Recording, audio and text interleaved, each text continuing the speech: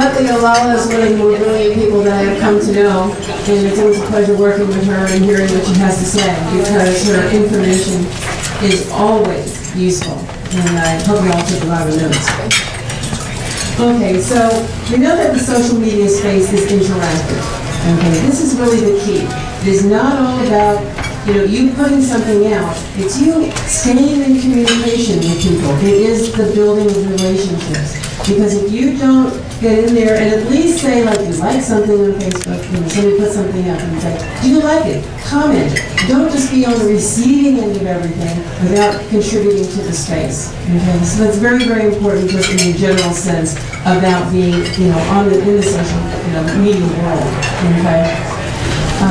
One of the key things that we like having is because it's about exposure. It's about word of mouth. We've been talking word of mouth for years. They call it buzz it up. Okay, because you do. You want to be buzzed up. You want people buzzing about who you are and what you're doing.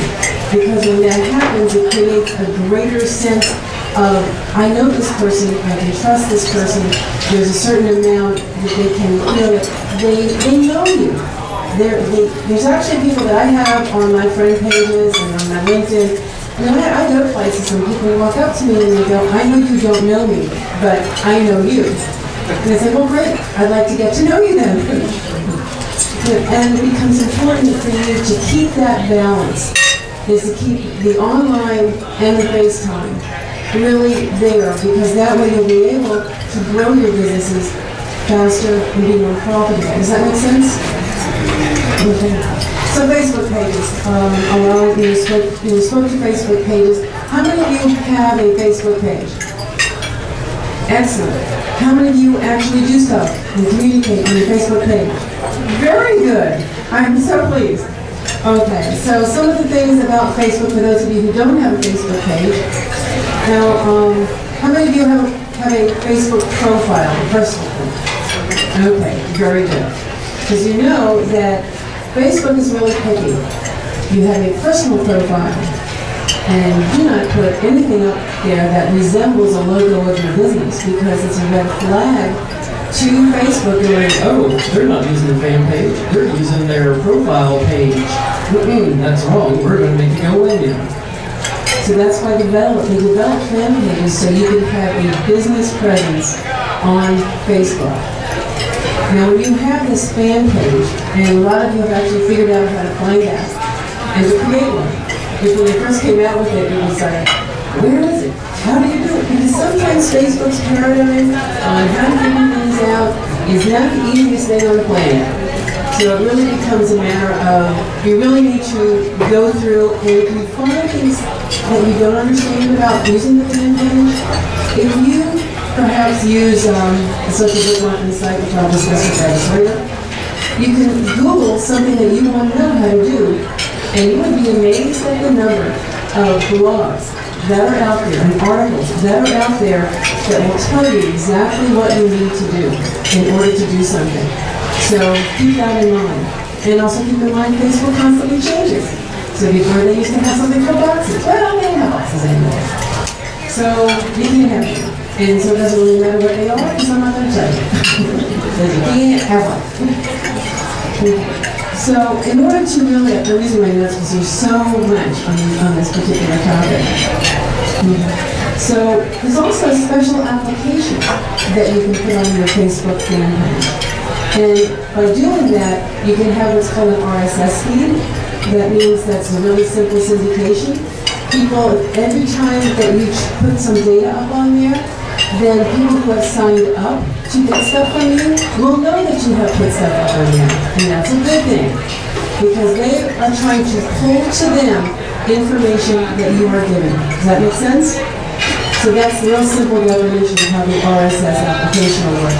And that works on blogs, it works on your website, it works on any particular site up there on the internet. You also can have, especially if you're an author, you can also have an app that's big photo. You can have a big photo of your book. So those of you who are authors out there, you can't hear?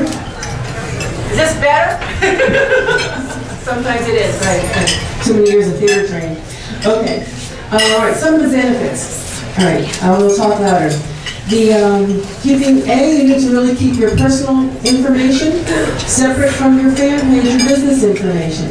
There are some businesses out there that are going to be looking at personal pages to find out, is this somebody that I want to hire? If your kids have personal pages up there, it's going to be a really critical point, because more and more businesses are really looking at those personal pages, and if they don't like what they see, they're not going to hire that person. So you don't want to have pictures of you drinking wine and partying down. You want to be able to have an image out there. You are a brand, whether you realize it or not. Whatever your business is, you are your brand. Okay, so make sure that you keep that brand up to date, and you keep it yours, and you keep it so that no one else is going to walk away with it or make less of it. Does that make sense? Okay, good. One important thing that you can do with your fan pages that I'll mention is you send out information. We're having a contest. There's a coupon offering that we're having, so that your fans are always the first to know what's really going on. And when you send out an update, it appears on your fans' wall. And there's people going to your fans' wall, okay, that are not fans of you yet. And by having a very interesting and exciting and engaging communication that you send out to your fans, will then develop more fans, which is how Pretty in Pink got so many fans. When you start taking a look at some of these places, okay, because they're not actually sending stuff out going, be my fan, be my fan. That's pretty tacky. It's like going like, hi, I don't know you, will you be my brand? Hi, I don't know you, will you be my brand? No, that's not the way business works. And it won't be thought of in a way that's going to be conducive for you to be able to grow your business. Okay. It has a way. One of the great things about having a fan page is that you can put it on your website or your blog, and that way, when people go to your website or blog, they see that they can choose to be a fan of yours. And if they like what they see on your website or blog, then they will become a fan. They will tell others about it. So that's the better way to be able to do it, because it's a more professional way, and you want to come across as being a professional in what you do, because you are a professional in what you do. And Alice is going to actually cut us up about videos and stuff like that, but when you have interesting information on your fan page, oh really? Wow. If you have interesting information on your fan page, people will stay and stick there more often. Quick thing on social bookmarking. Who knows what social bookmarking is? Okay. All right, what it is, it's a process of saving bookmarks to a public website and tagging them with certain words so that you can share that information with other people. That way you're saving it on the web, and it's actually not in your computer. The benefit to you on this is that, let's say you have an interesting article that you have written or that you have found. You go to one of the social bookmarking sites, and there's a whole list of them. There's a sheet of paper there, the resource guide. There's a whole bunch of social bookmarking information and sites on there.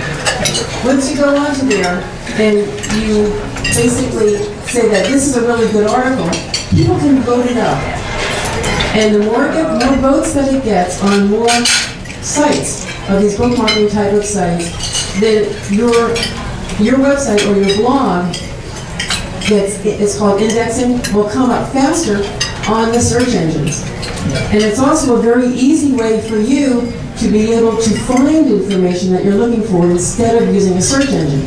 Because you use a search engine, if you're trying to find a new movie, like a review on a new book or a new movie, if you go onto a search engine and put that information in, you will get outdated material. You will get outdated stuff. But if you go on to something like Dig or Delicious or Stumble Upon or any of those types of social bookmarking sites, you will find you will get more relevant information faster.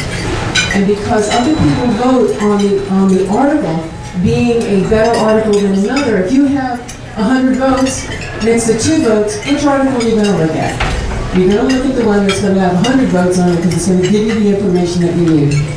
So there you are. That's some very quick, easy information. I know you'll have a lot of questions about social bookmarking, and I'll be able to answer more of them later. So thank you very much.